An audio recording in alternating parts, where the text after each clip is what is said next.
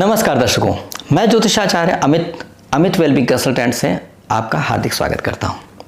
आइए आज आपको जानकारी देते हैं माँ के 7वें रूप की, जो आपको पूजन करना है आज के दिन। माँ का जो 7वां रूप है वो है माँ कालरात्रि का। जैसा कि नाम ही कालरात्रि, मतलब ये अंधकार से संबंधित, काल और रात्रि, ये कोई बहुत ही भयंकर सा शब्द लग रहा है और सचमुच ये देवी का रूप भी बहुत भयंकर है। देवी बिल्कुल काली है, अंधकार जैसी काली है। इनके बाल बिखरे हुए हैं और इनकी आंखें गोल गोल 3 नेत्र हैं और वो भी गोल गोल, एकदम भयंकर ज्वाला निकलती हुई आंखों से और बहुत तीव्र रोशनी निकल रही है आंखों से। इस तरह का रूप है। इनके गले में चमकती हुई माला है, बहुत शाइन करती हुई चमकती हुई माला है और एक गधे की सवारी करते हुए हैं। इनके हाथ में कांटा है और खड्ग है और ये बहुत ही ज़बरदस्त तरीके से क्रोध में मुख से भी ज्वाला निकलते हुए इस रूप में है। आप कहेंगे देवी का ये रूप? हाँ, देवी का ये रूप करना पड़ेगा देवी को ना, क्योंकि अगर आपकी रक्षा करनी है तो ऐसे ही रक्षा हो पाएगी। और आप बड़ी बड़ी मुसीबतों से घिरे हुए हैं, आपको परेशानियां हो रही हैं, बहुत लोग तंत्र मंत्र कर रहे हैं, बहुत लोग आपको जान से मारना चाह रहे हैं, बहुत दुष्ट लोग आपके जीवन में परेशानी कर रहे हैं और आप अच्छे हैं, तो निश्चित तौर पर आप देवी माँ आपकी रक्षा करेंगे। और देवी माँ को रक्षा करने के लिए, उग्र दुश्मनों से सामना करने के लिए देवी को उग्र रूप तो धारण करना ही पड़ेगा। प्यार से जाकर समझाएंगे तो समझ में कहाँ आएगा राक्षस को या असुर को या ऐसे बुरी शक्तियों को। तो इसी ऐसे रूप धारण किया देवी माँ ने और बिल्कुल क्रोध वाला रूप है। देवी माँ है तो बहुत ही भयंकर, रूप में इनका भयंकर है, लेकिन वो शुभंकरी कहते हैं, मतलब इस भयंकर रूप से आपके लिए शुभ करते हैं, तो इनका नाम शुभंकरी भी है।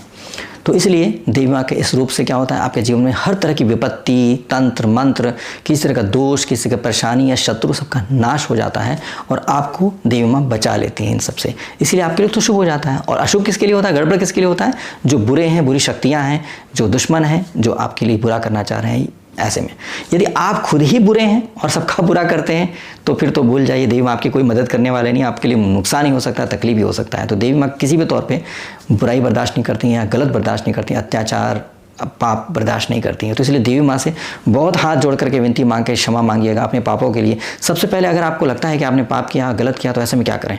ऐसे में आज के दिन पूजा करते हैं देवी माँ से हाथ जोड़ के मांगिएगा माफ़ी कि अगर हे देवी माँ, मैं पापी हूँ, मुझसे पाप हो गया, मुझसे गलती हो गई, कृपा करके मुझे क्षमा कर दीजिए और मैं पापों का नाश करके मुझे पाप मुक्त, दोष मुक्त कर दीजिए और मुझ पर ऐसी कृपा करें जिससे मैं भविष्य में कभी भी पाप नहीं कर पाऊँ, कोई भी गलती न कर पाऊँ और दोष मुक्त जीवन प्राप्त हो, जिससे मैं अपने जीवन को सही तरीके से जी पाऊँ, अच्छे कर्म करूँ, सत्कर्म करूँ और सत्कर्म से मेरे जीवन में सफलता प्राप्त हो, सुख प्राप्त हो, आनंद प्राप्त हो, मेरी आत्मा ऊर्ध्व गति की ओर, मतलब तरक्की करे, स्पिरिचुअल प्रोग्रेस हो हमारा।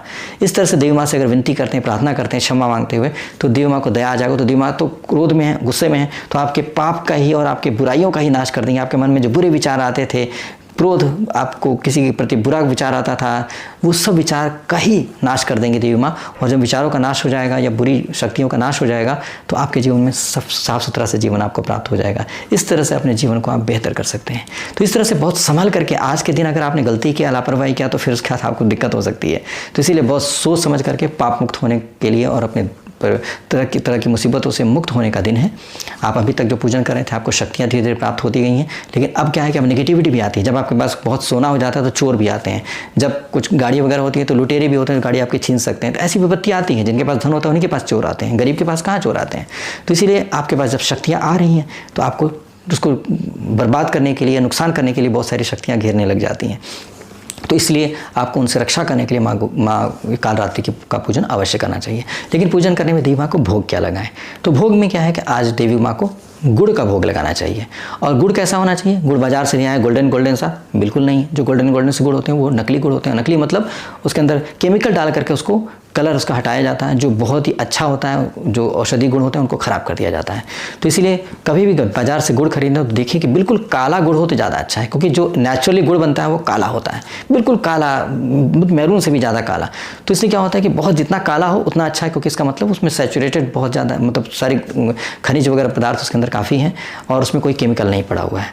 तो ऐसे काले वाले गुड़ को आप लेकर के देवी माँ को भोग लगाएंगे तो देवी माँ को बहुत फायदा होगा। और आप अपने जीवन में परिवर्तन करिए, चीनी वगैरह खाने के बजाय काला गुड़ का सेवन करना शुरू कर दीजिए तो बहुत अच्छा होता है। गुड़ आपके लिए, सेहत के लिए बहुत अच्छा होता है।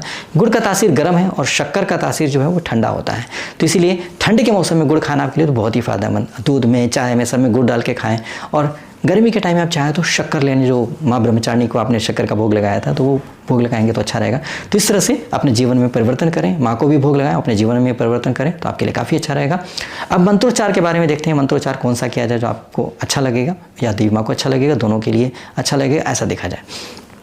तो ऐसे में आप एक मंत्र जो है मैंने हर रोज़ करने के लिए बोला है कि हर रोज़ आप कर सकते हैं, वो है ओम ऐं ह्रीं क्लीं चामुंडाय विच्चे। ये मंत्र आप रोज़ कर सकते हैं, लेकिन मंत्रोच्चार बहुत अच्छे से होना चाहिए। ये नहीं कि ओम ऐं क्लीं चामुंडाय विच्चे, नहीं, ओम ऐं ह्रीं क्लीं चामुंडाय विच्चे। आज विशेष तौर पे बता रहे हैं कि देवी माँ का उग्र रूप है, खिलवाड़ मत कीजिएगा, अच्छे से कीजिएगा। तो इस तरह से हो गया। दूसरा मंत्र जो है इसमें नाम लेकर के देवी माँ का बोलते हैं, विशेष नाम जो माँ काल रात्रि है। तो इसमें क्या बोलेंगे, या देवी सर्वभूतेषु माँ काल रात्रि रूपेण संस्थिता नमस्तस्यै नमस्तस्यै नमस्तस्यै नमो नमः। ऐसे करके बहुत अच्छे से नमस्कार कीजिए। उसके बाद तीसरा मंत्र है ओम सर्वमंगल मांगल्ये शिवे सर्वार्थ साधिके शरण्ये त्र्यंबके गौरी नारायणी नमोस्तुते। ये मंत्र भी आप बोल सकते हैं। जो पसंद आए आपको, जो मन में भाव आए, जिसको बोल करके बहुत अच्छा लग रहा है आपको, वही मंत्र जाप करें। देवी माँ को फ़र्क नहीं पड़ता है आपके मंत्र जाप करने नहीं करने। देवी माँ तो अपने आप में पावरफुल हैं और कैपेबल हैं, वो आपकी कोई ज़रूरत नहीं उनको। अब आप कर क्यों रहे हैं? कर इसलिए रहे हैं कि आप अपने आप को पॉजिटिव कर रहे हैं, देवी माँ के पास जुड़ने की कोशिश कर रहे हैं कि इतनी बड़ी शक्ति हैं, उनके साथ जुड़ेंगे तो आपका भला हो जाएगा। आप अपने भले के चक्कर में उनके साथ जुड़ रहे हैं, देवी माँ को कोई फ़र्क नहीं पड़ जाएगा। आप सोचेंगे आप गुड़ खिलाएंगे देवी माँ को भूख लग जाएगा, देवी माँ खुश हो जाएंगी। देवी माँ को कोई फ़र्क नहीं पड़ता, कोई ज़रूरत ही नहीं है गुड़ की, धरती की कोई भी चीज़ की ज़रूरत नहीं होती। लेकिन इसीलिए शुद्धि से, पवित्रता से उनको ग्रहण करके हम अपने भाव को व्यक्त करते हैं, आदर मान देते हैं, जिससे देवी माँ को लगे कि हाँ ये बालक बहुत अच्छे विचार के साथ मेरे को याद कर रहा है, चलो उसको हम आशीर्वाद देते हैं, उसकी रक्षा करते हैं। तो इस तरह से आप अगर करेंगे तो आपके लिए बहुत अच्छा रहेगा। आप कोशिश करिए कि देवी माँ के इस रूप का पूजन अवश्य कीजिए, जिससे आप जो भी शक्तियाँ अर्जित कर चुके हैं और जो भी अर्जित करने वाले हैं उनकी रक्षा हो पाए, नेगेटिविटी शत्रुओं से मुकाबला किया सके, जिससे आप स्मूथ लाइफ जी सके, आनंदपूर्वक अपने जीवन का सदुपयोग करते हुए पुण्य के साथ अपने जीवन को पूर्ण कर पाएँ। तो उम्मीद करते हैं आप सभी को ये जानकारी आपके अंदर भक्ति भाव उत्पन्न करेगी माँ के लिए, और आप अच्छे से पूजन कर पाएंगे और ज़्यादा से ज़्यादा लाभ ले पाएंगे। और नवरात्रि के शुरू में 9 दिन बहुत अच्छे तरीके से आप अपने आप को ऊर्जावान बना करके पूरे साल बहुत अच्छे तरीके से जी पाएंगे और लाभ ले पाएंगे और अच्छे तरीके से पूरे साल का सदुपयोग कर पाएंगे। बहुत बहुत धन्यवाद। नमस्कार। यदि ये जानकारी आपको अच्छी लग रही है और आप पसंद कर रहे हैं, आप चाहते हैं और भी जानकारी आपको प्राप्त हो, तो मेरे चैनल को सब्सक्राइब कर दीजिएगा तो अच्छा रहेगा।